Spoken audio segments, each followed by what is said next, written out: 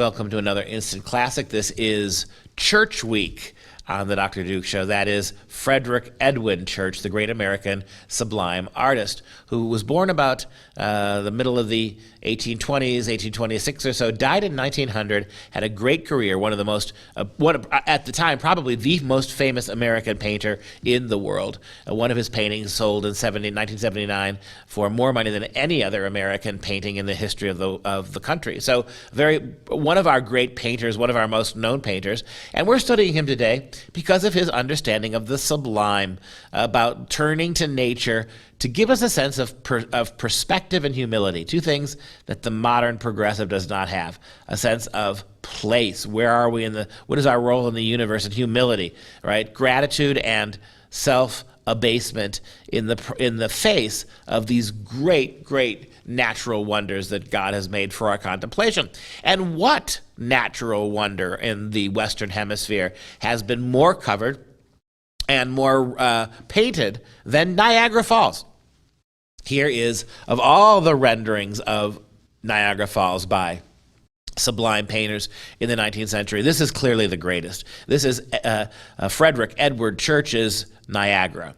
It was his most important work to date. By then, 1857, he was just beginning to cut his chops. He was just beginning to make a name for himself. We've seen how many of his great paintings were painted between 1861 and 1865. This was early on for him, and this one really put him on the map. 1857 confirmed his reputation as the premier American landscape painter of the time.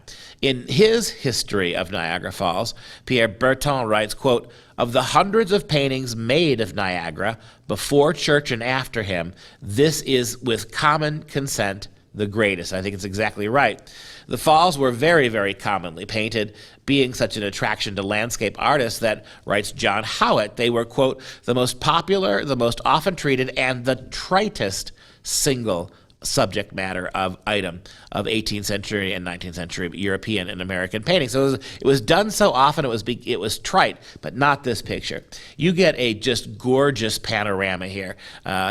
Stepping back from the falls, you can see the power and the rush of those falls. You can see the swirling whitecaps. But boy, that ominous gray sky in the back with those almost periwinkle dark blood-colored clouds. I mean, you got a real sense here of the not just the beauty, but the dangerousness of this kind of a spectacle. How fatal it can be if you try to insert yourself into it any other way.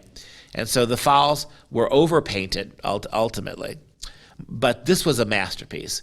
The public was so captivated by the natural wonder of the falls, they considered this landmark of North American landscape a major tourist destination in the 1850s. It was the subject of millions of stereographs, and its image could be found on wallpaper, china, lampshades, among the other consumer items. For Americans, the falls symbolized the grandeur and expansionism of the United States. It's also an image from an American, not a Canadian perspective, perhaps of manifest destiny. It's this unstoppable force that was pouring across the land. And so many really, really great institutions and ideas represented in this painting of Niagara by our painter of the week, painter of the highest magnitude, American painters anyway, Painter Church.